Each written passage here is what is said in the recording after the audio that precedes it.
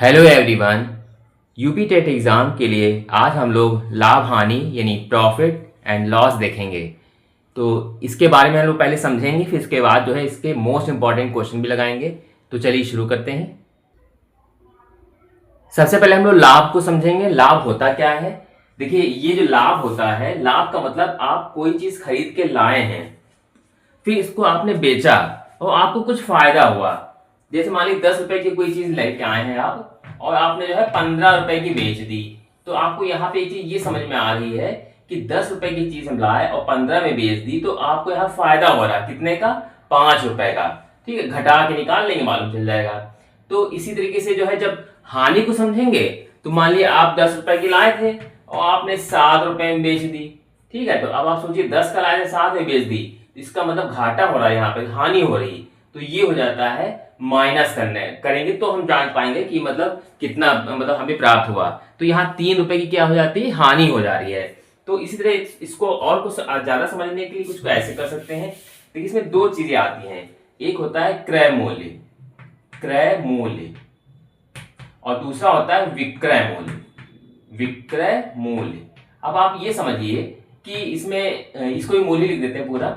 तो ये जो क्रय मूल्य होता है, यानी कि हमने खरीदा, कितने रुपए में खरीदा, और दूसरा होता है विक्रय मूल्य, यानी कितने रुपए में हमने बेचा।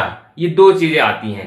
तो जैसे ना हमको यहाँ पे लाभ की अगर हम बात करें, लाभ, लाभ देखिए समझिए, लाभ को हम कैसे लिख सकते हैं? लाभ को हम इन्हीं दोनों टर्म में लिखेंगे कि हमने कितने में खरीदा। ठीक है, खरीदा कितने में? क्रय मतलब खरीदा, और बेचा कितने में? वो हो गया विक्रय। तो हमको देखिए लाभ तब होगा जब हमारा विक्रय मूल्य ज्यादा हो। ठीक है, विक्रय मूल्य में से हम क्रय मूल्य घटा दें। अगर ये विक्रय मूल्य मतलब मान लीजिए ना 10 रुपए में आप खरीद के लाए थे और आपने 15 में बेच दिया। ठीक है, तो आपको ये समझ में आ रहा है कि ये ज्यादा है, तो इस ज्यादा वाले में से कम को घटाएंगे, मतलब विक्रय मूल्य माइनस क्रय मूल्य। ये हमारा जो है इसका फॉर्मूला बन के आ जाएगा। ठीक है, लाभ का। इसी तरह मान लिया हानि है। ठीक, हानि का फॉर्मूला बनाना है तो कैसे बनाएंगे? अब आप सोचिए 10 रुपए में लाए खरीद के और मान लीजिए ये 7 रुपए में बिका है। ठीक है, तो इस बार अगर देखा जाए तो यहाँ पे हानि हो रही, घाटा हो रहा, तो क्या हो जाएगा? इसका जो फॉर्मूला बन जाएगा वो हो जाएगा क्रय मूल्य माइनस विक्रय मूल्य। तो ये चीज आपको रटना नहीं है, आपको समझना है कि हमने खरीदा कितने में, बेचा कितने में। हम अगर ना कोई चीज 10 रुपए में खरीद के लाए तो हमने 7 ही रुपए में बेच दी, इसका मतलब 3 रुपए का घाटा हुआ। तो अब हम फॉर्मूला का बनाना चाहेंगे ना हानि का, तो क्या बनाएंगे? क्रय में मूल्य में से विक्रय मूल्य को हम माइनस कर देंगे। तो इस टाइप से इस चीज को समझा जाएगा कि कितने रुपए की हानि हुई, कितने रुपए का लाभ हुआ। अगली चीज जो आती है वो है प्रतिशत लाभ और प्रतिशत हानि। तो जैसे हमने यहाँ पे एक चीज निकाली, यहाँ पर प्रतिशत लाभ, प्रतिशत लाभ, ये कैसे निकलेगा?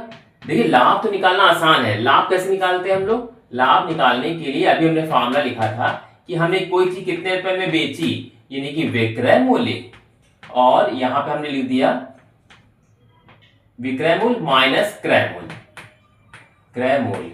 तो हमने यहाँ पे जब लाभ जो है हम यहाँ निकालने की कोशिश कर रहे हैं, अगर हमें लाभ निकालना है, 10 रुपए कोई चीज लेके आए तो आपने 15 में बेच दी, तो हमारा जो लाभ निकला हमने घटा के निकाल लिया, विक्रय मूल्य में से क्रय मूल्य घटा दिया।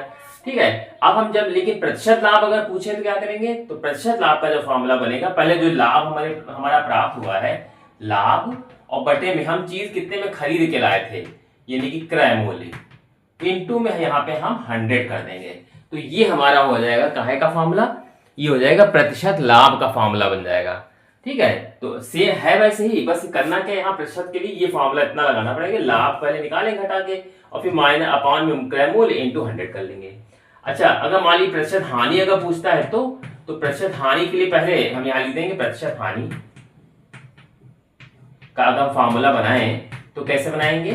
प्रतिशत हानि निकालने के पहले हम हानि निकालेंगे, तो इसका फॉर्मूला होता है क्रय मूल्य, मतलब कितने में हम खरीद के लाए थे और बेचा कितने, बेचा हमने कम में है, तो विक्रय मूल्य बाद में इसलिए इसमें आता है विक्रय मूल्य।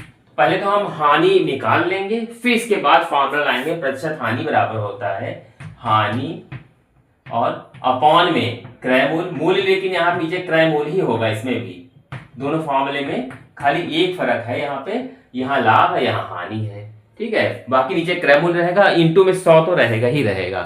तो इस टाइप से जो है इसके फॉर्मूले जो है होते हैं। कुछ और भी फॉर्मूले मिलेंगे आपको, तो वो हम अब बाद में बताएंगे, पहले तो इसको देखते जाइए। अब हम इस पर आधारित कुछ क्वेश्चन कराते हैं। पहला प्रश्न है, कमल ने एक खिलौना 600 रुपए में खरीदा एवं 800 रुपए में बेचा, उसे लाभ हुई या हानि और कितना।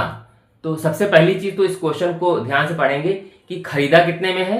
तो कोई भी चीज खरीदी गई है उसको हम लिखते हैं क्रय, यानी क्रय करना, क्रय मूल्य कितना हमारा है यहाँ पर 600 रुपए, हमने यहाँ लिख दिया।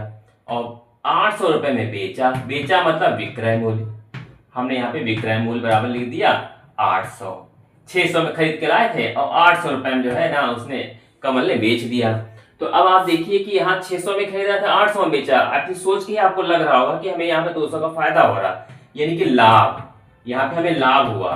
तो लाभ का फॉर्मूला विक्रय मूल्य में से, ये हम शॉर्ट में लिख दे रहे हैं, विक्रय मूल्य माइनस क्रय मूल्य, ये हमने इतना कर लिया। पहले से तो लाभ हमने लिख रहा है, पूछा था लाभ हुआ कि हानि, तो लाभ तो निकाल लिया, लेकिन पूछा कितना, तो अब हम घटा के निकालेंगे। विक्रय मूल्य हमारा 800 है, ये है 600, तो हम घटा लेंगे तो हमारा 200 रुपए का जो है ये जो है हमारा लाभ प्राप्त हो जाएगा। तो इस तरीके से इसका आंसर आ गया, लाभ बराबर 200 रुपए। अगला प्रश्न है, राजू ने एक साइकिल 4000 रुपए में खरीदी एवं 3500 रुपए में बेची, उसे लाभ हुआ या हानि और कितना। सेम वैसी क्वेश्चन है, बस इसमें फर्क कितना है कि यहाँ पे बेचा है तो कम में बेच दी उसने, यानी कि यहाँ पे उसको हानि हो गई है। तो अब हानि हो गई तो हानि के हम कैसे फॉर्मूला लगाएंगे, पहले तो उसको लिखेंगे जो चीज दी है, क्रय मूल्य कितना, क्रय मूल्य दिया है मतलब खरीदा कितने में 4000 रुपए में खरीदा, हमने यहाँ पे लिख दिया। बेचा कितने में, यानी विक्रय मूल्य कितना है, यहाँ पे विक्रय मूल्य वो हमारा है यहाँ पर 3500 रुपए, हमने ये लिख दिया। ठीक है, तो अब पूछा जा रहा है कि उसे लाभ हुआ या हानि। खरीदा है 4000 में, बेच दिया 3500 में, तो यहाँ पे सीधे से समझ में आ रहा है कि हानि हो गई है। तो हानि मतलब ये बड़ा ये छोटा है, तो इसका मतलब जो फॉर्मूला बनेगा वो होगा क्रय मूल्य माइनस विक्रय मूल्य, हमने यहाँ पे इतना लिख दिया। अब हम क्रय मूल्य कितना है 4000 में से 3500 को हम यहाँ पे माइनस कर देंगे, तो सीधे सीधे आ जाएगा 500 रुपए।